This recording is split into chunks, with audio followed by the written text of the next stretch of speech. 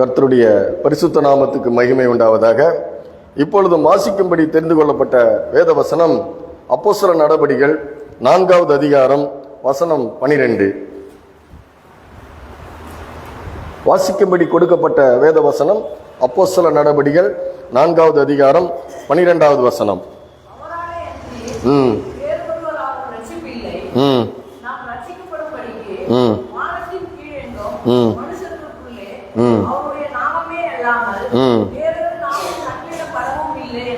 அல்லேலூயா. நாம் ரட்சிக்கப்படும்படி வானத்தின் கீழே பூமியிலே மனுஷர்களுக்குள்ளே வேறொரு நாமம் கட்டளையிடப்படவில்லை. அல்லேலூயா. அவரால் என்று வேறு ஒருவராலும் ரட்சிப்பு இல்லை. அவர்னா கிறிஸ்தவர்களுக்கு ஒன்றை நல்லா நீங்க புரிந்து கொள்ள வேண்டும். இயேசுவை தவிர வேறு ஒருவரும் இல்லை. அல்லேலூயா. அப்போ நம்ம அந்த ரட்சிப்பு ஒரு மாபெரும் ஒரு ஆசீர்வாதத்தை நமக்கு கொடுத்திருக்கிறது. அது என்ன ஆசீர்வாதம்? அந்த ரட்சிப்பு நாம் தேவனோடு கூட ஐக்கியம் கொள்ளும்படி, அவரோடு கூட பேசும்படி, பேசி எல்லாவற்றையும் பெற்றுக்கொள்ளும்படி அந்த ரட்சிப்பு நமக்கு கொடுத்திருக்கிறது. இம்மைக்கு மாத்திரமல்ல, மறுமைக்கானதையும் அது நமக்கு கொடுத்திருக்கிறது. அதுதான் ரட்சிப்பு.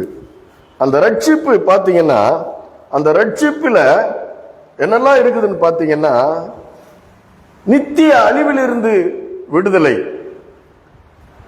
நித்திய அழிவிலிருந்து நமக்கு விடுதலை, அந்த அழிவிலிருந்து நம்மை பாதுகாத்திருக்கிறது. அது மாத்திரமல்ல, அதிலிருந்து காப்பாற்றப்பட்டு இருக்கிறது, தப்பு வித்திருக்கிறது. அந்த ரட்சிப்பு தேவன் கொடுத்த ரட்சிப்பு. அப்போ நாம அதிலிருந்து ஒரு சில காரியங்களை நாம நம்முடைய வாழ்க்கையிலே கவனித்துக் கொண்டு படித்துக் கொண்டு நம்ம வந்து கொண்டு இருக்கிறோம். அதுதான் ஆதியில பாத்தீங்கன்னா, வஞ்சிக்கப்பட்ட ஏவாள் ஒரு வார்த்தையை சொல்லுகிறாள். சாத்தான் மனதை என்ன பண்றான்? திசை திருப்புகிறான். தன்னுடைய வார்த்தையை கொண்டு சாத்தான் என்ன பண்றான்? மனதை திசை திருப்புகிறான். அப்படி திசை திருப்பின உடனே ஆதாம் ஏவாள் சொல்லுகிற ஒரு வார்த்தையை பார்த்தீங்கன்னா, பார்வைக்கு அழகு புசிப்புக்கு ஏற்றது புத்தியை தெளிவிக்கிறதுமாய் இருக்கிறது என்று சொல்லி ஆதியாகமம் 3ஆம் அதிகாரத்திலே சொல்லப்பட்டு இருக்கிறது. பிசாசு இருதயத்தை வஞ்சிக்கிறவனாய் இருக்கும் பொழுது அந்த வஞ்சனையில விழுந்து அந்த பிசாசு காண்பித்த அந்த மரம், தேவன் விலக்கின கனியை பார்த்து சொல்கிறாள், பார்வைக்கு அழகு புசிப்புக்கு ஏற்றதுமாய் இருக்கிறது. அதான் உங்களுக்கு நான் எடுத்து காமிச்சேன். இந்த உலகத்துல சம்பிரமமாய் வாழ்வது, ஒரு ஐஸ்வர்யமான இருந்தா அந்த ஐஸ்வர்யவான் சம்பிரமமாய் வாழ்ந்து வந்தான்.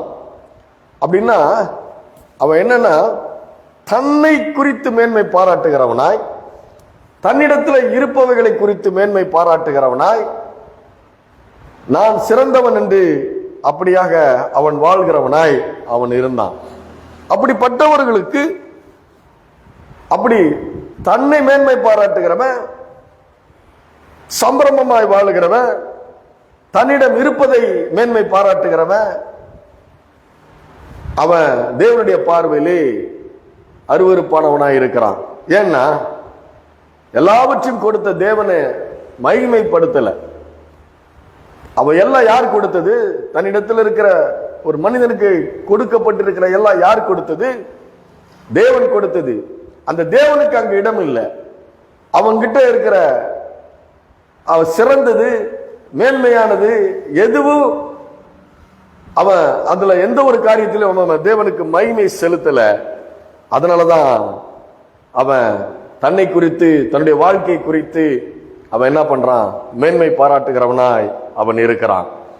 அது தேவனுடைய பார்வையிலே அது சரியானதல்ல. ஏன்னா அவைகள் எல்லாம் கொடுத்த தேவனை மேன்மை பாராட்டபடி சம்பிரமமாய் அவன் தேவனுக்கு இடமில்லாதபடி அவன் புசிப்பு குடிப்பு என்கிற ஒரு வாழ்க்கையை அவன் வாழ்ந்து வந்தான்.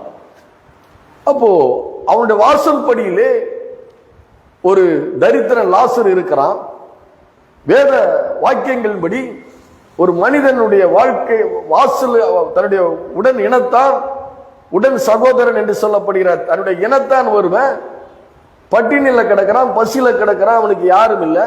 அவனை ஒரு வார்த்தை கூட விசாரிச்சு அவனுக்கு எதுவுமே அவன் கொடுக்கல. அவன் என்ன நினைக்கிறான்? அவன் சபிக்கப்பட்டவன் என்று அவன் நினைக்கிறான். நான் ஆசீர்வதிக்கப்பட்டவன், அவன் சபிக்கப்பட்டவன் என்று அவன் நினைக்கிறான். ஆனா ஆண்டவர் சொல்றார், உன் வாசலில் இருக்கிற அந்நியனுக்கு கூட நீ உதவி செய்யணும். ஆனா உன் இனத்தான், உன்னுடைய ஜனத்தான் அவன் கஷ்டப்பட்டு இருக்கிறான், நீ அவனுக்கு எந்த உதவியுமே செய்யல, நீ சம்பிரமமாய் நீ வாழ்ந்து வருகிறாய் அப்படின்னு வேதம் சொல்லுகிறது. அப்போ அவன் ரெண்டு பேருமே மரிக்கிறார்கள். தேவனுடைய வார்த்தை சொல்லுகிறது, உன்னுடைய வாசலில் இருக்கிற உன் அந்நியனுக்கு கூட நீ உதவி செய்யணும், உன் இனத்தானுக்கு நீ உதவி செய்யணும். ஆனா அது செய்ய வேண்டும் என்று எழுதி கொடுத்திருக்கிறார். அதை அவன் கடைபிடிக்கல. சம்பிரமமாய் தேவனுக்கு இடமற்றவனாய் தன்னுடைய ஐஸ்வர்யத்தை கேடகமாய் வைத்துக் கொண்டு அந்த தேவன் கொடுத்த அந்த ஐஸ்வர்யத்தை வைத்து தன்னுடைய வாழ்க்கையை அவன் சம்பிரமமாய் வாழ்ந்து வந்தான். அப்போ காணப்படாத உலகில் இருந்து காணப்படுகிற உலகத்தில் எப்படி வாழ வேண்டும் என்று எழுதி கொடுத்திருக்கிற அந்த வார்த்தையை அவனுக்கு கீழ்ப்படியாதபடி, தேவனுக்கு இடமில்லாதபடி தன்னுடைய திரவியத்தை கேடகமாய் வைத்துக் கொண்டு வாழ்ந்து கொண்டு வந்த அந்த மனிதன் மரித்து போகிறான். தரித்திரன் லாசருவும் மரித்து போகிறான்.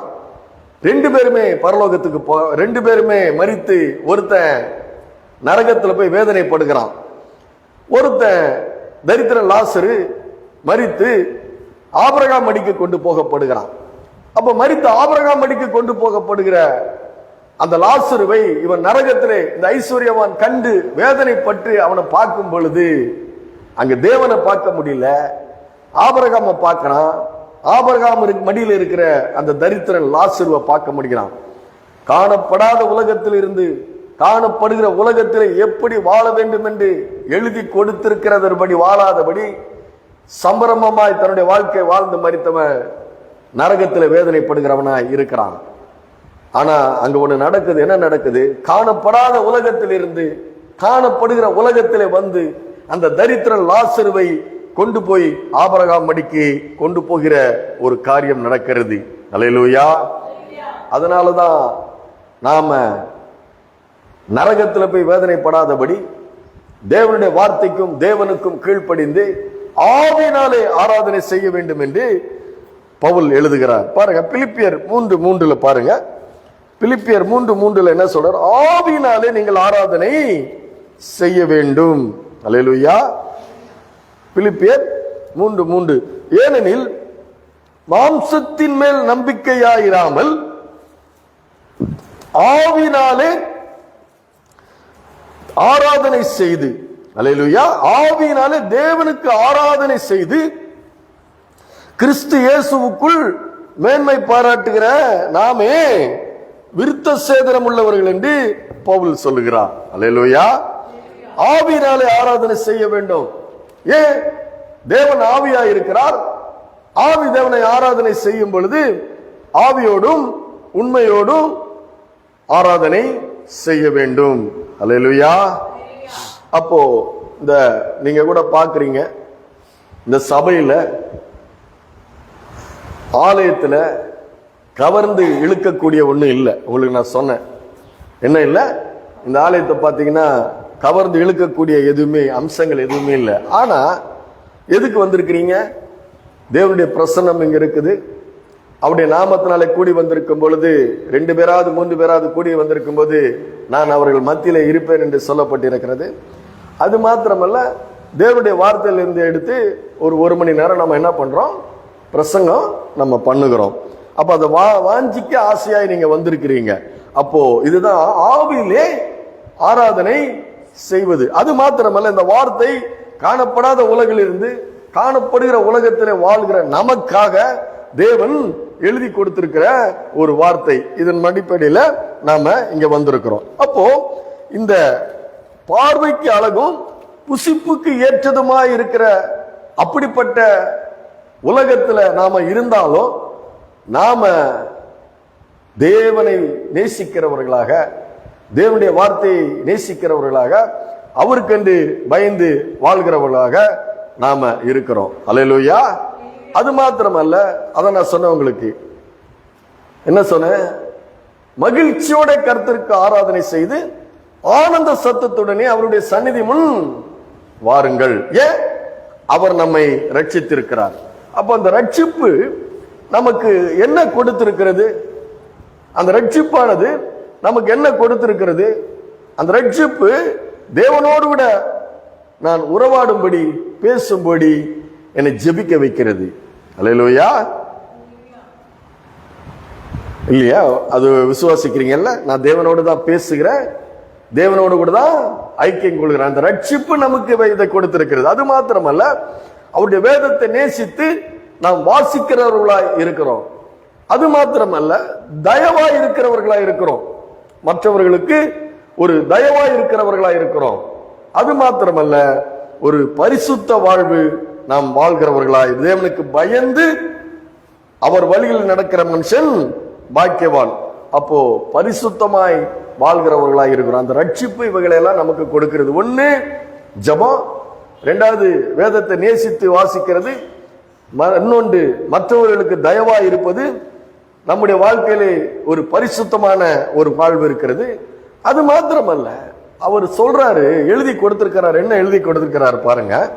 நீதிமொழிகள் 17, நீதிமொழிகள் 8ஆம் அதிகாரம் 17, 18, 19 எடுங்க. நீதிமொழிகள் 8ஆம் அதிகாரம் 17, 18, 19 எடுங்க. என்ன எழுதி கொடுத்திருக்காரு பாருங்க. ஆண்டவர் எப்படி எழுதி கொடுத்திருக்காரு பாருங்க. அவர் எப்படி சொல்றாரு பாருங்க. என்னை சிநேகிக்கிறவர்களை நான் சிநேகிப்பேன். இது ஆண்டவர் எழுதி கொடுத்திருக்கிற வார்த்தை. என்ன சொல்றாரு? என்னை சிநேகிக்கிறவர்களை நான் சிநேகிக்கிறேன், அதிகாலையில் தேடுகிறவர்கள் என்னை கண்டடைவார்கள். அந்த ரட்சிப்பு தேவனை சிநேகிக்க வைக்கிறது. அது மாத்திரமல்ல, அதிகாலையிலே அவரோடு கூட பேசும்படி, அவரை தேடும்படி, அவரை நாடும்படி அந்த ரட்சிப்பு நம்மை வைக்கிறது. அது மாத்திரமல்ல, அவர் என்ன சொல்றாரு? ஐஸ்வர்யமும் கனமும் நிலையான பொருளும் நீதியும் என்னிடத்தில் உண்டு. பாருங்க, மனுஷங்களாம் எதிர்பார்க்கறது என்ன எதிர்பார்க்கிறாங்க? ஐஸ்வர்யத்தை எதிர்பார்க்கிறாங்க, கனத்தை எதிர்பார்க்கிறாங்க, நிலையான பொருள் அப்படின்னு எதிர்பார்க்கிறாங்க. அது வேற. அவங்க எதிர்பார்க்கிறது நிலையான பொருள் என்பது வேற. நிலையான பொருள் என்பது மீட்கும் பொருளாய் வந்த மெய்ப்பொருளாகிய இயேசு கிறிஸ்து மாத்திரமே. அல்லேலூயா. இயேசு கிறிஸ்து மாத்திரமே. அவர் சொல்றாரு, என்கிட்ட வந்தீங்கன்னா என்னை சிநேகிக்கிறவர்களை நான் சிநேகிப்பேன், அதிகாலையில் என்னை தேடுகிறவர்கள் என்னை கண்டடைவார்கள். அது மாத்திரமல்ல, என்கிட்ட என்ன இருக்குது? ஐஸ்வர்யமும் கனமும் நிலையான பொருளும் நீதியும் என்னிடத்தில் உண்டு. அடுத்து சொல்றார் பாருங்க, பொன்னையும் தங்கத்தையும் பார்க்கிலும் என் பலன் நல்லது. என்ன நல்லது? தங்க ஐஸ்வர்யமும் கனமும் நிலையான பொருளும் நீதியும் என்னிடத்தில் உண்டு, பொன்னையும் தங்கத்தையும் பார்க்கிலும் என் பலன் நல்லது, சுத்த வெள்ளியை பார்க்கிலும் என் வருமானம் நல்லது. அல்லேலூயா. தங்கத்தையும் பொன்னையும் தங்கத்தையும் பார்க்கிலும் என் பலன் நல்லதுன்றாரு. அதனுடைய அர்த்தம் என்ன? இந்த உலகம் என்ன நினைக்குது? என்கிட்ட ஏராளமான ஐஸ்வர்யம் இருக்குது, ஆஸ்தி இருக்குது, அதனால என் வாழ்க்கை நல்லா இருக்கும்னு நினைக்கிறாங்க. ஆனா உங்களுக்கு நான் அடிக்கடி சொல்றேன், இந்த உலகத்துல ஒண்ணு இருக்குது. என்ன இருக்குது? பகலில் பறக்கும் அம்பு, இருளில் நடமாடும் கொள்ளை நோய், மத்தியானத்தில் பாலாக்க சங்காரம், உன் பக்கத்தில் 1000 பேர், உன் வலதுபுறத்தில் 10,000 பேர் விழுந்தாலும் அது உன்னை அணுகாது. இதெல்லாம் இப்ப இருக்குது. இந்த உலகத்துல இதெல்லாம் இருக்குது. பாருங்க, அவைகளை எல்லாவற்றையும் இந்த பகலில் பறக்கும் அம்பு, இருளில் நடமாடும் கொள்ளை நோய், மத்தியானத்தில் பாலாக்க சங்காரம், மற்ற மனிதர்கள் நமக்கு எதிராய் செய்யப்படுகிற எல்லா காரியங்களிலும் நீ விழுந்து போகாதபடி, உன்னை தூக்கி நிறுத்தும்படி ஒரு பலன் வேண்டும். அந்த பலன் ஆண்டவராகிய இயேசு கிறிஸ்துவினிடத்தில் வருகிறது. அதுதான் சொல்றாரு, ஐஸ்வர்யமும் கனமும் நிலையான பொருளும் நீதியும் என்னிடத்தில் உண்டு, பொன்னையும் தங்கத்தையும் பார்க்கிலும் என் பலன் நல்லது. அந்த பலன் உன்னிடத்தில் இருக்கும் பொழுது இந்த உலகத்திலே எப்பேற்பட்ட சோதனைகள், போராட்டங்கள், எப்பேற்பட்ட நிந்தனைகள், எப்பேற்பட்ட உன்னை அழித்து போடுகிற, உன்னை ஒண்ணுமில்லாம ஆக்க நினைக்கிற ஒவ்வொரு மனிதர்கள் யாராவது நீங்க நல்லா வாழ்ந்தா சந்தோஷப்பட்டுருவாங்களா சொல்லுங்க? அல்லேலூயா.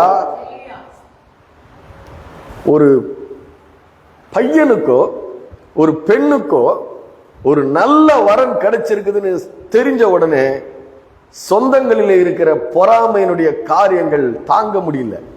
அல்லேலூயா.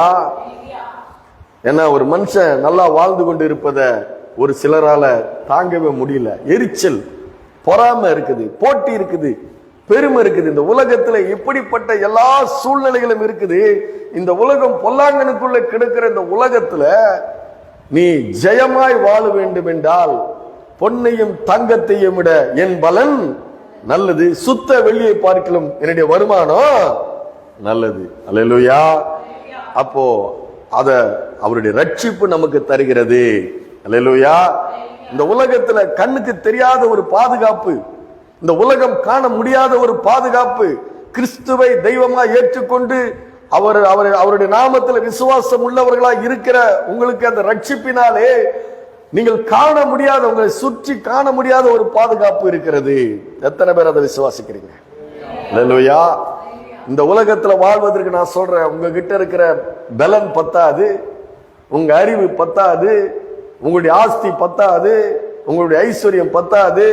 உங்களுக்கு தேவை தங்கத்தையும் பொன்னையை விட என்னுடைய பலன் உனக்கு நல்லது என்று சொல்லுகிற அந்த கர்த்தருடைய பலன் வேணும். சுத்த வெளியை பார்க்கலாம் அவர் கொடுக்கிற ஆசீர்வாதம் நமக்கு வேண்டும். அது மாத்திரமல்ல, அவர் சொல்றாரு, சங்கீதத்துல சொல்லுகிறாரு பாருங்க, சங்கீதம் 145:18 சொல்றாரு பாருங்க, தம்மை நோக்கி உண்மையாய் கூப்பிடுகிற யாவருக்கும் கர்த்தர் சமீபமாய் இருக்கிறார். அல்லேலூயா. நாம நிறைய பேர் என்ன நினைக்கிறாங்க, கர்த்தர் இருக்கிறாரான்னு நினைக்கிறாங்க. இருக்கிறாரு, இருக்கிறாரு, இருக்கிறவராகவே இருக்கிறவர் இருக்கிறார். அல்லேலூயா. அவர் யார்? அவர் இருக்கிறவராகவே இருக்கிறவர், அவர் இருக்கிறார். அவர் சொல்றது, தம்மை நோக்கி உண்மையாய் கூப்பிடுகிற யாவருக்கும் கர்த்தர் சமீபமாய் இருக்கிறார். அல்லேலூயா.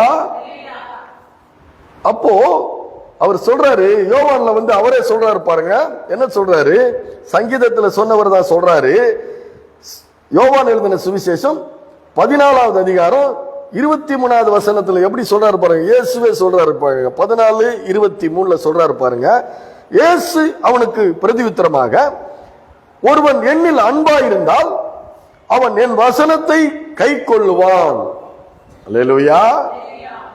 காணப்படாத உலகில் இருந்து காணப்படுகிற உலகில் நாம் வாழ்வதற்காக எழுதி கொடுத்திருக்கிற வசனத்தை நீ தேவனிடத்தில் அன்பாயிருந்தால் அந்த வசனத்தின்படி நீ வாழ ஆரம்பிக்கிறாய். ஒருவன் என்னின் அன்பாயிருந்தால் அவன் என் வசனத்தை கை கொள்ளுவான், அவனில் என் பிதா அன்பாயிருப்பார். அல்லேலூயா.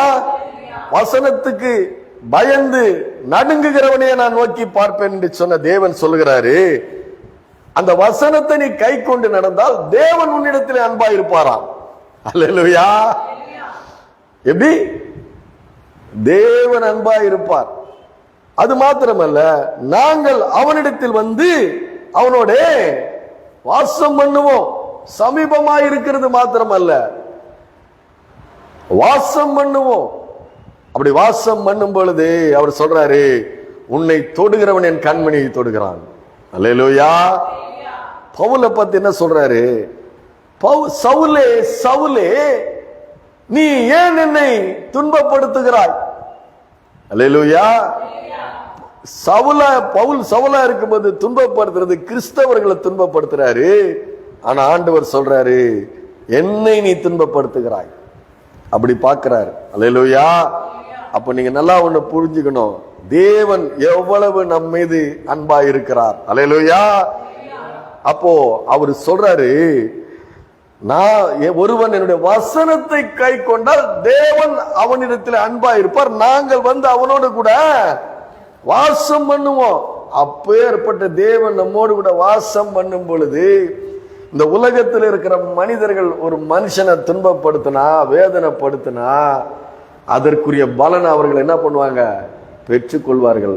ஒரு சமயம் நான் வேதனைப்பட்டு இருக்கும்போது நான் என்னை ஆவிக்குரிய வழியில நடத்தின அந்த தேவ மனுஷனுடைய வார்த்தையை நான் கேட்பேன். கேட்டுட்டே இருக்கும்போது அவர் சொல்றாரு, ரொம்ப வேதனையில் இருந்தேன். அப்ப சொன்னாரு, உன்னை ஆசீர்வதிக்கிறவர்களை ஆசீர்வதிப்பேன், உன்னை சபிக்கிறவர்களை சபிப்பேன் என்று அவர் சொன்னார். அல்லேலூயா. வேத வசனத்தை நம்ம கேட்டுக்கொண்டே இருக்க வேண்டும். என்ன பண்ணிட்டு இருக்கணும்? கேட்டுக்கொண்டே இருக்க வேண்டும். உன் மனதை ஆறுதல் படுத்துகிறதோ, உன் மனதில் இருக்கிற காயங்களை குணமாக்குகிறதோ ஒன்றே ஒன்றுதான், தேவனுடைய வார்த்தை தான். அல்லேலூயா. தேவனுடைய வார்த்தையை போல வேற ஒன்று உன்னை ஆறுதல் படுத்த முடியாது, தேர்தல் படுத்த முடியாது, உன்னை ஆற்றி தேற்ற முடியாது. அவர் சொல்ல, என் ஜனத்தை ஆற்றுங்கள் தேற்றுங்கள் என்று சொல்லுகிறார். அது தேவனுடைய வார்த்தை கொண்டுதான் ஆற்றி தேற்றுகிறவர்களாய் நாம் இருக்கிறோம். அல்லேலூயா. அது மாத்திரம் அல்ல, மகிழ்ச்சியோட கர்த்தருக்கு ஆராதனை செய்து ஆனந்த சத்தத்துடனே அவருடைய சந்நிதி முன் வந்து இருக்கிறவர்களை அவர் கண்ணின் மணியை போல காத்து, அவர்களோடு கூட இருந்து அன்பாய் இருந்து, அவர்கள் வந்து இயேசுவும் பிதாவும் பரிசுத்த ஆவியானவரும் நம்மோடு கூட இருந்து நம்மோடு கூட வாசம் பண்ணுகிறார்கள். அல்லேலூயா. வாசம் பண்ணுகிறார்கள். அவர்கள் தான் தேவனுக்கு உகந்தவர்கள். வசனத்தை கைக்கொள்ளுகிறவர்கள் தேவனுக்கு உகந்தவர்கள். புசிப்பும் குடிப்பும் தேவனுடைய ராஜ்யம் அல்ல, சம்பரமாய் வாழ்வது. இந்த உலகத்துல மேன்மையாய் வாழ்கிற மக்களை பார்த்து நம்ம பொறாமப்பட வேண்டியதில்லை, எரிச்சல் பட வேண்டியதில்லை. புசிப்பும் குடிப்பும் சம்பிரமமாய் வாழ்வதும் அவனுடைய வாழ்க்கையை பார்த்தியா, அவன் எப்படி மேன்மையா வாழ்றான் பார்த்தியா, அதல்ல. மனுஷருக்குள்ளே மேன்மையா என்னப்படுவது தேவனுக்கு முன்பாக அருவருப்பாய் இருக்கிறது என்று கர்த்தர் சொல்லுகிறாரு. நாம அது மனுஷருடைய பார்வையில மேன்மையா இருக்கலாம், அது தேவனுடைய பார்வையில அருவருப்புன்றது நமக்கு தான் தெரியும். அல்லேலூயா. சம்பிரமமாய் வாழ்வது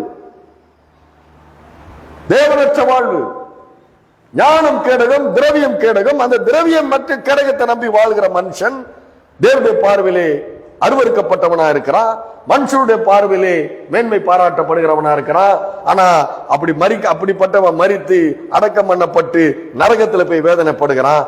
தேவனை மேன்மைப்படுத்தினவன், தேவனை குறை சொல்லாதவன், முறுமுறுக்காதவன், தேவனுக்கு பயந்து தன்னுடைய வாழ்க்கையில வாழ்ந்த தரித்திரன் லாசரு மரித்து ஆபிரகாம் அடிக்கு அங்கு கொண்டு போகப்படுகிறான். அப்போ புசிப்பும் குடிப்பும் தேவனுடைய ராஜ்யமும் அல்ல, அது நீதியும் சாந்தமும் நீதியும் சமாதானமும் பரிசுத்த ஆவினால் உண்டான சந்தோஷமுமாய் இருக்கிறது. அல்லேலூயா. எத்தனை பேரு என்கிட்ட கர்த்தர் இருக்கிறாரு, நான் கர்த்தருக்கு பயந்து வாழ்ந்து கொண்டு இருக்கிறேன், அப்படி நான் பயந்து வாழ்ந்து கொண்டு இருக்கிற என் மேல கர்த்தர் அன்பா இருக்கிறாரு. அது மாத்திரமல்ல, தேவனும் இயேசு கிறிஸ்துவும் பரிசுத்த ஆவியானவர் எங்களுக்குள்ள இருக்கிறார். அந்த பரிசுத்த ஆவியால் உள்ள சந்தோஷம் தான் மேன்மையானதுன்னு எத்தனை பேர் விசுவாசிக்கிறீங்க? அல்லேலூயா. புசிப்பும் குடிப்பும் தேவனுடைய ராஜ்யமும் அல்ல. தேவனுடைய ராஜ்யம் என்னது? அது நீதியும் சமாதானமும் பரிசுத்த ஆவினால் உண்டான சந்தோஷமுமாய் இருக்கிறது. அல்லேலூயா. அப்போ வெறும் ஐஸ்வரியத்தை நம்புகிறவன் கேடகமற்றவனாய் அவர் இருக்கிறான். அல்லேலூயா. அது மாத்திரமல்ல, ஆண்டவர் சொல்கிறார் பாருங்க, அப்போஸ்தலர் எழுதின நடவடிக்கைகள்ல மறுபடியும் பார்ப்போம், அங்கே போவோம், அப்போஸ்தலர் 10க்கு போவோம். அங்க என்னெல்லாம் நடக்குதுன்னு பாருங்க. தேவன் பார்க்கிறார். இதுல என்ன அர்த்தம், என்ன கான்செப்ட் நான் சொல்லிட்டு இருக்கிறேன்? சம்பிரமமாய் ஒரு மனுஷன் வாழ்கிறான், அந்த மனுஷன் அவன் வாழ்க்கையை வாழ்றான், தேவன் அவனை பார்க்க முடியாது. அல்லேலூயா. தேவன் அவனை பார்க்க முடியாது, தேவன் அவனை பார்க்கிறாரு. ஆனா அந்த சம்பிரமமாய் வாழ்கிற மனுஷன் தேவனை பார்க்க முடியாது. ஆனா தேவனுடைய பார்வை என்று ஒன்று இருக்கிறது. அவர் பார்க்கிறார், எல்லாத்தையும் பார்க்கிறாரு. எல்லாருடைய இருதயமும் அவருடைய கண்களுக்கு முன்பாக நிர்வாணமாயும் வெளியரங்கமாய் இருக்கிறது. அப்புறம் பாருங்க, அப்போஸ்தலர் நடவடிக்கையில பாருங்க, கர்த்தர் எல்லாம் கவனிக்கல நினைச்சிட்டு இருக்கிறோம், ஆனா கர்த்தர் கவனிக்கிறவராய் அவர் இருக்கிறார். அப்போஸ்தலர் நடவடிக்கைகள் 10வது அதிகாரம் 1-4 வரைக்கும் படிங்க. இத்தாலியா பட்டணம் என்னப்பட்ட பட்டாளத்திலே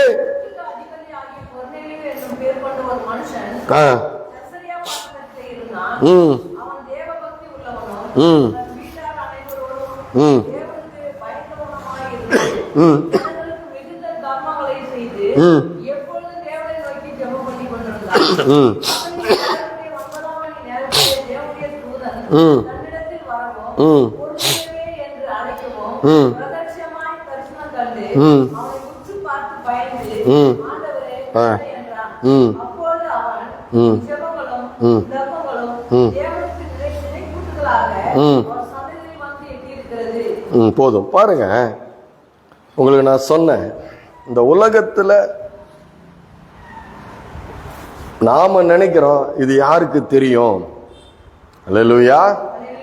இது யாருக்கு தெரிய போகுது? நம்ம செய்கிற காரியங்கள் யாருக்கு தெரிய போகிறது, யாருக்கு தெரியும் அப்படின்னு நம்ம நினைச்சு அநேக காரியங்களை நம்ம செய்து கொண்டு இருக்கிறோம், பயம் இல்லாம செய்து கொண்டு இருக்கிறோம். அல்லேலூயா. நாம நல்லா நம்முடைய இருதயத்தினுடைய ஆழத்துல நாம நல்லா தெரிந்து கொள்ள வேண்டியது என்னன்னா, நம்முடைய கர்த்தர் உயிரோடு இருக்கிறவர். அல்லேலூயா. நம்முடைய கர்த்தர் உயிரோடு இருக்கிறவர். அவருடைய கண்கள் பூமி எங்கும் உலாவி கொண்டிருக்கிற கண்கள் என்கிற ஒரு பயம் இருக்கணும். நம்முடைய கர்த்தர் எங்க இருக்கிறார், எப்படி இருக்கிறார், எப்படிப்பட்டவர்? உயிரோடு இருக்கிறவர். அவர் மெய்யான தேவன். இது ரொம்ப முக்கியம்.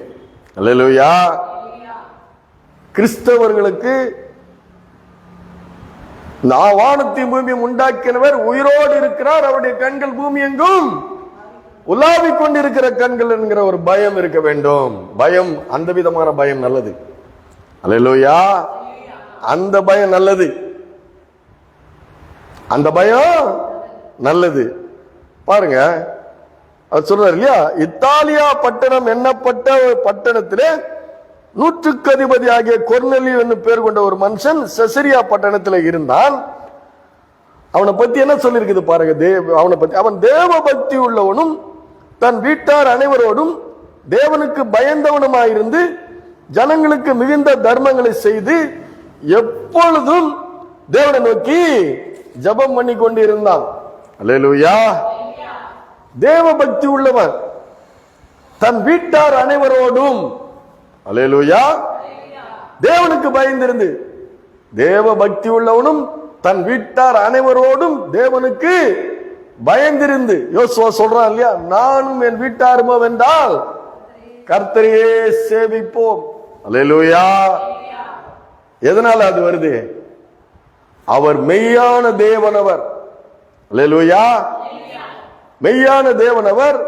அந்த மெய்யான தேவனுக்கு குடும்பமே என்ன பண்ணணும்? பயந்து பக்தி உள்ளவர்களா இருக்க வேண்டும். அது மாத்திரமல்ல, அவன் மிகுந்த தர்மங்களை செய்து எப்பொழுதும் ஜெபம் பண்ணி கொண்டிருந்தான். அல்லேலூயா. எப்பொழுதும். சங்கீதக்காரனாகிய தாவீது சொல்கிறான், நான் எக்காலத்திலும் கர்த்தரை ஸ்தோத்தரிப்பேன். நான் அதோடு கூட ஒண்ணு சேர்த்தேன். என்ன சேர்த்தேன்? என்னுடைய ஜெபத்துல, கர்த்தரை நான் எக்காலத்திலும் எப்பொழுதும் எல்லாவற்றிலும் நான் ஸ்தோத்தரிப்பேன். அல்லேலூயா. எல்லாவற்றிலும் நான் துதிப்பேன். இதெல்லாம் நம்மளா வந்து பார்க்கணும், கண்டுபிடிக்கணும். அந்த கர்த்தர் மேல அன்பா இருந்து அவருடைய வார்த்தையை விசுவாசித்து நம்மளாம் இதெல்லாம் பார்க்கணும். ஒவ்வொரு வார்த்தையை படிக்கணும். பாத்தீங்களா? அவன் தேவ பக்தி உள்ளவனும் தன் வீட்டார் அனைவரோடும் தேவனுக்கு பயந்தவனமாயிருந்து ஜனங்களுக்கு மிகுந்த தர்மங்களை செய்து எப்பொழுதும் தேவனை நோக்கி ஜெபம் பண்ணி கொண்டிருந்தான். அல்லேலூயா. என்னை நோக்கி பார்த்து பிரகாசம் அடைந்தார்கள். அல்லேலூயா. நாம தேவனை நோக்கி பார்க்கிறோமா, இல்ல உலகத்தை நோக்கி பார்க்கிறோமா, உலகத்துல இருக்கிற காரியங்களை நோக்கி பார்க்கிறோமா? அப்போ அப்படிப்பட்ட அந்த மனிதனை வந்து தேவதூதன் சொல்கிறான், பகலில் ஏறக்குறைய 9ஆம் மணி நேரத்திலே தேவனுடைய தூதன் தன்னிடத்தில் வரவும் கொர்நேலியுவே என்று அழைக்கவும் பிரத்யட்சமாய் தரிசனம் கண்டு. அல்லேலூயா. இது வந்து கனவுல இல்ல, நேராவே நடக்கிறது. அவனை உற்று பார்த்து பயந்து, அவனுக்கு புரியல. தேவதூதனை பார்த்துட்டு ஆண்டவனே என்ன என்றான். அப்ப தேவதூதன் பேச ஆரம்பிக்கிறான். பாருங்க, அப்பொழுது அவன், உன் ஜெபங்களும் உன் தர்மங்களும் தேவனுக்கு நினைப்பூட்டுதலாய் அவருடைய சந்நிதியிலே வந்து எட்டி இருக்கிறது. வந்து தேவதூதன் சொல்றான், உன்னுடைய ஜெபங்களும் உன் தர்மங்களும் தேவனுக்கு நினைப்பூட்டுதலாய் அவருடைய சந்நிதியில் வந்து எட்டி இருக்கிறது. அல்லேலூயா. அப்ப என்ன அர்த்தம்? நீ இங்கு செய்கிற ஒவ்வொரு காரியங்களும், அல்லேலூயா, என் ஜெபம் கேட்கல, நான் கர்த்தருக்கு பயந்து வாழ்ந்து என்ன பிரயோஜனம், எனக்கு எல்லாம் எதிரா நிக்கிறாங்களே, எனக்கு எல்லாம் எதிரா நின்று என்னை அழிக்கிறதுக்கு முயற்சி பண்றாங்களே, எனக்கு யாருமே இல்லையா நம்ம நினைக்கிறோம். ஆனா ஆண்டவர் சொல்றாரு, உன் ஜெபங்களும் உன் தர்மங்களும் தேவனுடைய சந்நிதியிலே நினைப்பூட்டுதலாய் வந்து, அல்லேலூயா, எட்டி இருக்கிறது. தேவன் வானத்தில் இருக்கிறார். வானம் எனக்கு சிங்காசனம், பூமி எனக்கு பாதபடின்றாரு. பூமிக்கு வானம் எவ்வளவு உயரமாய் இருக்கிறதோ அவருக்கு பயந்தவர்கள் மேல் அவர் கிருபை அவ்வளவு பெரிதாய் இருக்கிறது என்று வேதம் சொல்லுகிறது. அவர் எங்கேயோ இருக்கிறாரு. என் கஷ்டம் தெரியுமா? என் ஜெபம் கேட்குமா? என்னுடைய பரிசுத்தமான ஒரு வாழ்வு, கர்த்தருக்கு பயந்த வாழ்வு கர்த்தருக்கு தெரியுமா? தெரியும் எழுதி வச்சிருக்குது. அல்லேலூயா. உன் ஜெபங்களும் உன் தர்மங்களும் தேவனுடைய சந்நிதியில் வந்து எட்டி இருக்கிறது, நினைப்பூட்டுதலா எட்டி இருக்கிறது. அல்லேலூயா. மனுஷன் என்னை நினைக்கிறதுக்கும் மனுஷ குமாரனை விசாரிக்கிறதுக்கும் அவன் ஏமாத்திரம். அப்ப மனுஷனை நினைக்கிறார் அவரு. அது மாத்திரமல்ல, ஆண்டவர் சொல்கிறாரு, நோவாவை தேவன் நினைவு கூர்ந்தார். அல்லேலூயா. தேவன் நோவாவை நினைவு கூர்ந்தார். தேவன் ராகேலை நினைவு கூர்ந்தார். நினைவு கூர்ந்த அப்புறம் தான் யோசேப்பு பிறந்தான். அல்லேலூயா. அவர் நினைவு கூறுகிற தேவன். நீ தேவனுக்கு பயந்து நீதியை செய்து கர்த்தருக்கு பயந்து அவர் வழியில நடக்கிற உன்னுடைய ஜபங்களும் உன் பரிசுத்த வாழ்க்கையும் தேவனுடைய சந்நிதியிலே நினைப்பூட்டுதலாய் வந்து எட்டி இருக்கும். அல்லேலூயா. இதை நீ பார்க்க முடியுமா? நம்ம பார்க்க முடியுமா? பார்க்க முடியாது. அல்லேலூயா.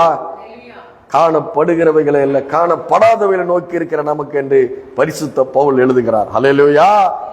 காணப்படாத அவருடைய நித்திய வல்லமை, தேவத்துவம் என்பதை நம்ம நினைவு கூற வேண்டும். அல்லேலூயா.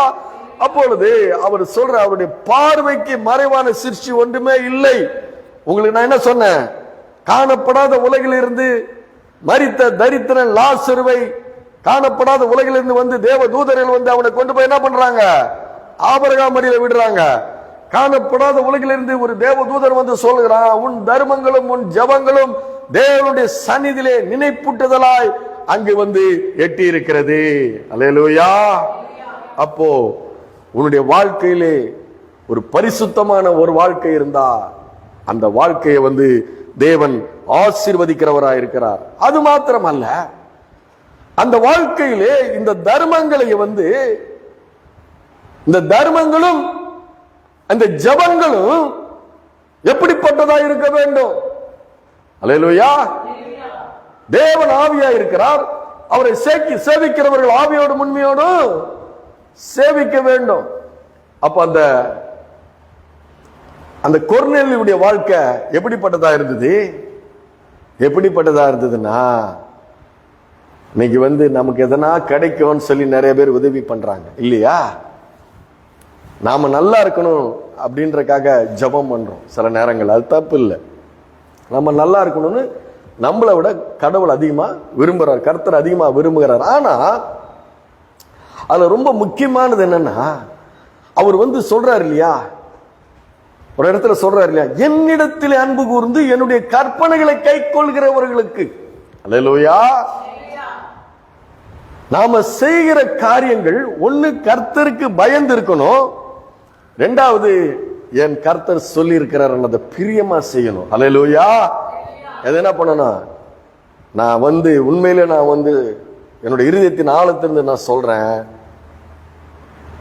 3 நாளைக்கு முன்னாடி கூட எனக்கு ஃபோன் வந்தது, வந்துருங்க யார் அன்னைக்குன்னு ஒரு அம்மா எனக்கு ஃபோன் பண்ணாங்க. என்னால் முடியல, நீங்க வாங்க எனக்கு ஃபோன் பண்ணாங்க. நான் சொன்னேன், என் இருதயத்தில் ஆண்டவர் சமாதானமா சொன்னாதான் நான் என்னால் வர முடியும். அல்லேலூயா. எனக்கு இந்த 8 பேருக்கு பேசுறது எனக்கு பெரிய சந்தோஷம். அல்லேலூயா. நிறைவானவர் அவர் எத்தனை பேருக்கு பேசுறான்னு அவர் பார்க்கல.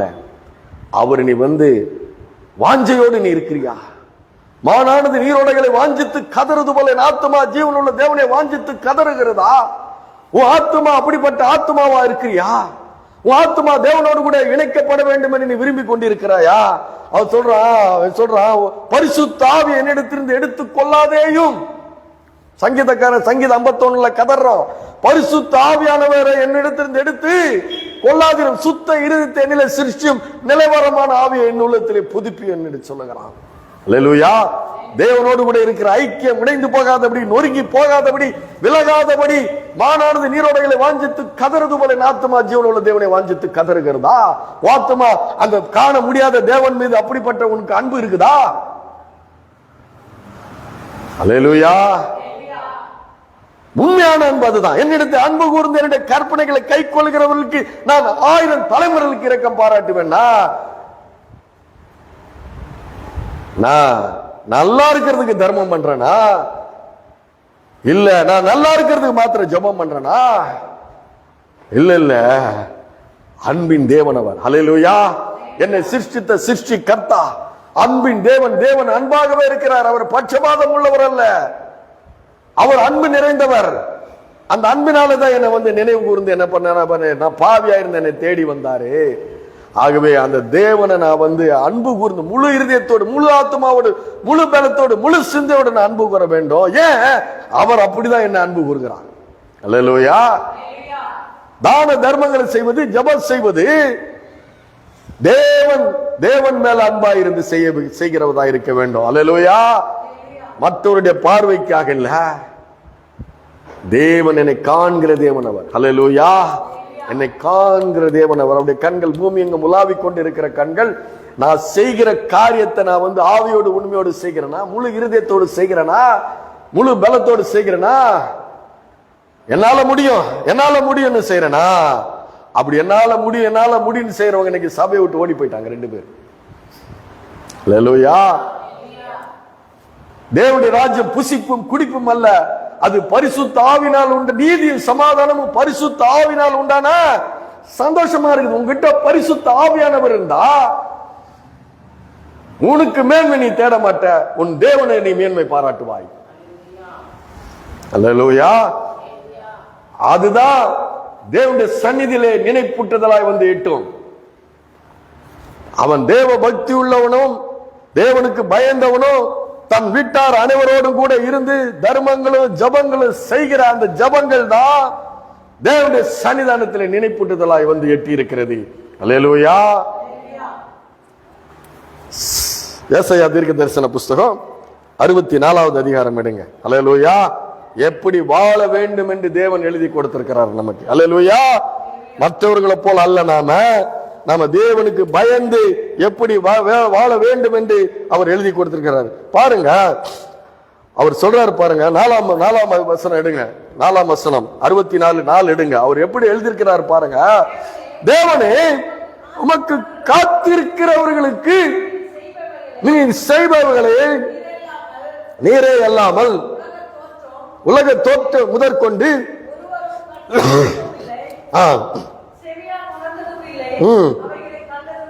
அல்லேலூயா. தேவனே, உமக்கு காத்திருக்கிறவர்களுக்கு நீர் செய்பவர்களை நீரே அல்லாமல் உலக தோற்றம் முதற்கொண்டு ஒருவரும் கேட்டதும் இல்லை, செவியால் உணர்ந்ததும் இல்லை, அவைகளை கண்டதும் இல்லை. அல்லேலூயா.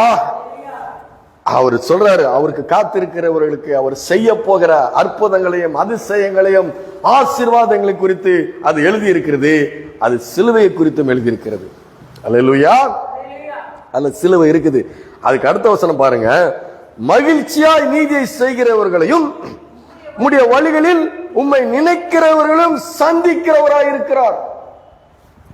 சும்மா இல்லங்க, கர்த்தரை மனுஷனோ முகத்தை பார்க்கிறான், தேவனோ இருதயத்தை பார்க்கிறாரு. மனுஷன் முன்னாடி மனுஷனை பாலிஷ் பண்ணி மாலிஷ் பண்ணி அப்படி உயர்த்தி பேசி இப்படி பேசி காரியத்தை சாதிச்சுட்டு போயிடலாம்.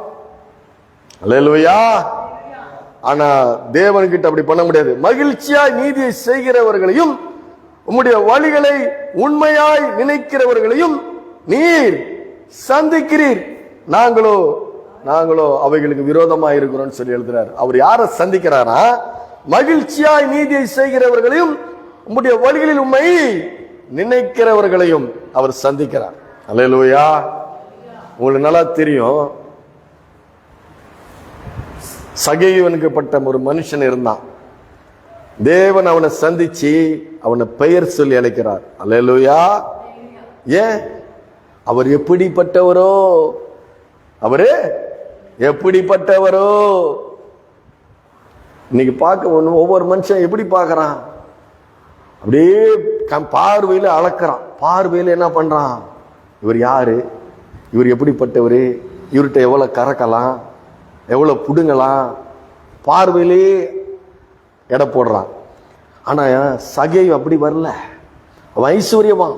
அந்த ஐஸ்வர்யவான் எப்படி வர்றான்? என்னடா இவர் இவ்வளோ புகழ் பெற்றவரா, இவ்வளோ அற்புதங்களை செய்கிறாரு, இவர் எப்படிப்பட்டவரா இருப்பாருன்னு சொல்லி ஒரு ஒரு தாழ்மை உள்ள இருதயத்தோடு தான் வர்றான். அதை ஆண்டவர் அறிந்திருக்கிறார். அல்லேலூயா. ஆண்டவர் அறிந்துதான் அவர் சொல்றாரு, அந்த மரத்தின் கீழே அத்தனை பேர் இருக்கிறாங்க, சுத்தி அவரை சுத்தி திரளான கூட்டம் இருக்குது. ஆனா அவர் சொல்றாரு, சகேயுவே கீழே இறங்கி வா, இன்று நான் உன் வீட்டில் தங்க வேண்டும். அவருடைய உண்மையாய் தேடுகிற யாவருக்கும் அவர் சமீபமாய் அவர் இருக்கிறார். அப்போ அப்படிப்பட்ட தேடுதலை தான் கொர்நேலியு செஞ்சான். அல்லேலூயா. கொர்நேலியு எப்படி செஞ்சான்? கர்த்தருக்கு உண்மையாய் தேடுகிறவன் அவன், மகிழ்ச்சியாய் நீதியை செய்கிறவன் அவன். ஆலயத்துக்கு யாரெல்லாம் மகிழ்ச்சியோட வந்தீங்க? இல்ல பாஸ்டர் வரலன்னா கோச்சிக்கு வரணும், எத்தனை பேர் வருவீங்க? அல்லேலூயா. மகிழ்ச்சியோட கர்த்தருக்கு ஆராதனை செய்து அவருடைய சந்நிதி முன் ஆனந்த சத்தத்துடன் அவருடைய சந்நிதி முன் வாருங்கள் என்று சொல்லப்பட்டிருக்கிறது. அப்போ அவர் பாருங்க, அப்படி மகிழ்ச்சியாய் நீதியை செய்கிறவனாய் அவனை யார் பார்க்கிறா? தேவன் பார்க்கிறார். அது மாத்திரமல்ல, அப்போஸ்தலர் நடவடிக்கைகள் 10ஆம் அதிகாரத்துல பாருங்க, 34-35 படிங்க. 34-35. அப்பொழுது பேதுரு பேசத் தொடங்கி, தேவன் பட்சபாதம் உள்ளவர் அல்ல, எந்த ஜனத்திலாயினும் அவருக்கு பயந்திருந்து நீதியை செய்கிறவன் எவனோ அவனே அவருக்கு உகந்தவன். அத சொல்றீங்களா? புசிப்பும் குடிப்பும் தேவனுடைய ராஜ்யத்துக்கு நம்மை புசிப்பும் குடிப்பும் நமக்கு என்னது? தேவனுக்கு உகந்தவர்களாக மாட்டாது. அல்லேலூயா. உன்னுடைய சம்பிரமமான வாழ்வு, என் வாழ்க்கைய பத்தியா, நான் எப்படி வாழ்றேன் பாத்தியா, அதை கர்த்தர் பார்க்க மாட்டாரு. அல்லேலூயா. மகிழ்ச்சியாய் நீ நீதியை செய்து, அல்லேலூயா, மகிழ்ச்சியாய் நீதியை செய்கிறவன், கர்த்தருக்கு பயந்து அவருக்கு மகிழ்ச்சியாய் நீதி செய்கிறவன் எவனோ அவருக்கு உகந்தவன். அல்லேலூயா. அது மாத்திரமல்ல, அடுத்த வசனம் படிங்க, 38.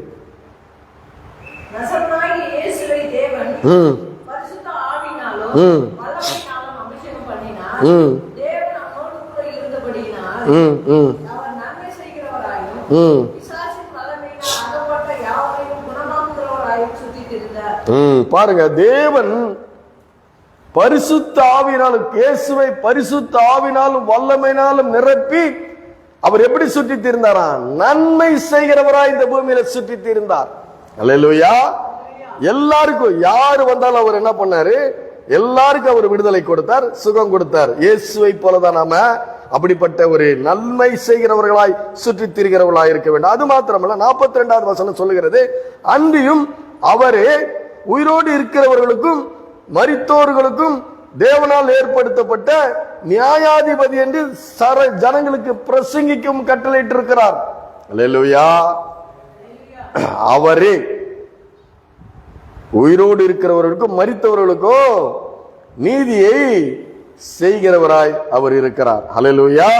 43வது வசனம் பாருங்க, அவரை விசுவாசிக்கிறவன் எவனோ அவருடைய நாமத்தினாலே பாவ மன்னிப்பை பெறுவான் என்று தீர்க்கதரிசிகள் எல்லாரும் அவரை குறித்து சாட்சி கொடுத்தார்கள்.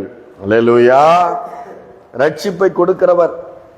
இப்ப கொர்நேலியுவுக்கு மகிழ்ச்சியாய் நீதியை செய்து தான தர்மங்களை செய்து தேவனுக்கு பயந்து அவன் வீட்டார் அனைவரோடும் அவன் அப்படிப்பட்ட ஒரு வாழ்க்கை வாழ்ந்து வரும் பொழுது அந்த அவனுடைய செய்திகள், அவனுடைய காரியங்கள் எல்லாம் காணப்படாத உலகத்திலே தேவனுடைய சன்னிதானத்திலே நினைப்பூட்டுதலாய் வந்து எட்டி இருக்கிறது. ஹல்லேலூயா.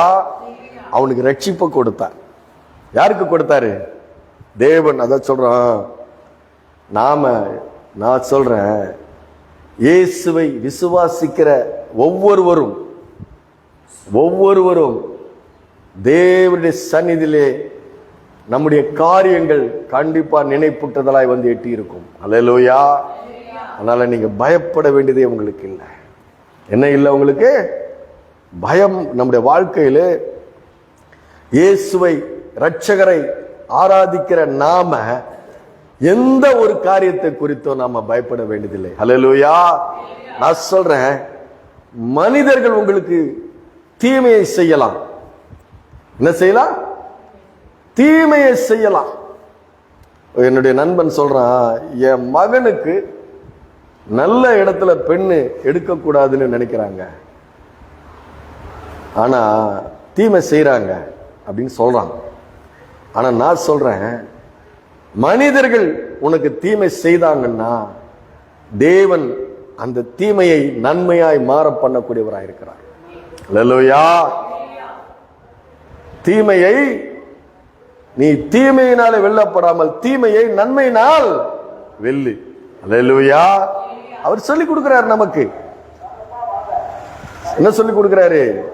சத்துருவை சிநேகியுங்கள் சொல்லிக் கொடுக்கிறார் நமக்கு. நாம சத்துருவை சிநேகிக்கிறவர்களா இருக்க வேண்டும். ஏன்னா தேவனுடைய கட்டளையை விளக்கு வேதமே வெளிச்சம். ஆனால் நம்மளால பண்ண முடியல, கொஞ்சம் கஷ்டமா இருக்குது இல்லையா? ஆனா தேவனுடைய வார்த்தையோடு இணைந்திருந்தால், தேவனோடு கூட அவருடைய வார்த்தை கூட ஐக்கியமாயிருந்தா, தேவனுடைய வார்த்தையோடு ஐக்கியமாயிருந்தா அது நமக்கு சுலபமாயிடும். இந்த கொர்நேலியுவை சும்மா விட்டுருப்பாங்க நீங்க நினைக்கிறீங்களா? அவன் செய்த தர்மங்களை கிண்டல் பண்ணிருக்க மாட்டாங்களா? எவ்வளவு பேசியிருப்பாங்க. ஒரு பயந்து வாழ்ந்தவனை எவ்வளவு பேசியிருப்பாங்க. இவன் புறஜாதி, இஸ்ரவேல் ஜனத்தான் கிடையாது. ஆனா அவனுடைய தர்மங்களும் அவனுடைய ஜபங்களும் தேவனுடைய சன்னிதானத்திலே நினைப்பூட்டுதலாய் வந்து எட்டி இருக்கிறது. ஹல்லேலூயா. அது மாத்திரமல்ல, அவன் தர்மங்களை செய்யும் பொழுது அவன் நான் தான் கடவுள் நினைச்சு அவன் செய்யல, கடவுள் சொல்லி இருக்காரு நினைச்சு செய்தான். அல்லேலூயா. ஏழையை பரியாசம் பண்ணுகிற உலகம் இது. அல்லேலூயா. நீதிமொழிகள் 17:5. இந்த சம்பிரமமாய் வாழ்ந்தவன் அந்த ஏழை என்ன பண்ணிருப்பான்? சபிக்கப்பட்டவன் இவன். அல்லேலூயா.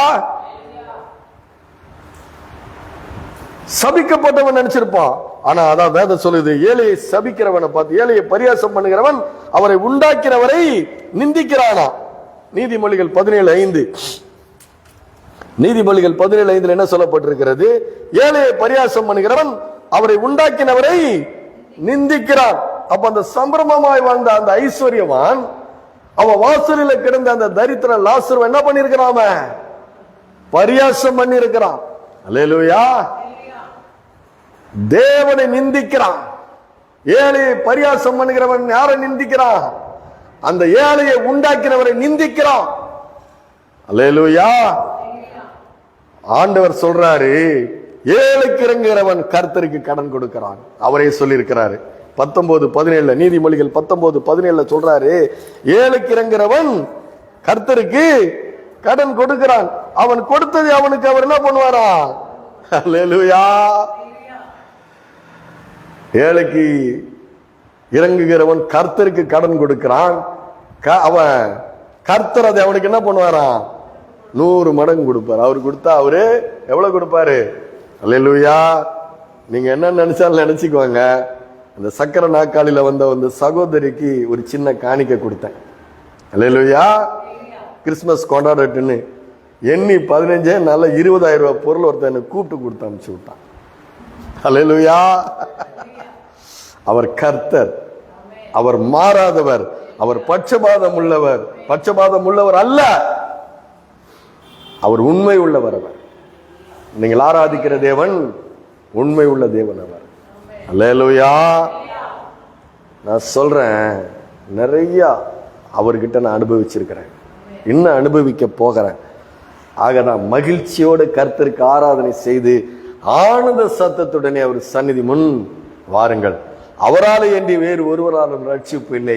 ரட்சிக்கப்படும்படி வானத்தின் கீழே பூமியிலே மனுஷனுக்குள்ள வேறொரு நாமோ கட்டளைப்படவில்லை. அது மாத்திரமல்ல, அவர் பட்சபாதம் உள்ளவர் அல்ல, அவர் பட்சபாதம் உள்ளவர் அல்ல, காண்கிற தேவன். நாம் செய்கிற ஒவ்வொரு காரியங்களையும் அவர் காண்கிற தேவனாய் அவர் இருக்கிறார்.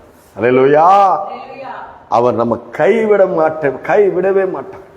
உன்னை எப்படினாலும் அவர் சந்தித்து, எந்த விதத்தினாலும் எப்படி என்றாலும் ஏதோ ஒரு விதத்திலே உன்னை சந்தித்து, உன்னை தீமையிலிருந்து விடுவித்து உன்னை ரட்சிக்கிற தேவனாய் அவர் இருக்கிறார். அல்லேலூயா. தீமையிலிருந்து விடுவிப்பார், தீமையை நன்மையாய் மாற்றுவார். வாழ்க்கையில அவமானம் இருக்குதா, நீ அவரை தேடினா அந்த அவமானத்தை நீக்குவாரு. எல்லாரும் உன்னை அதாவது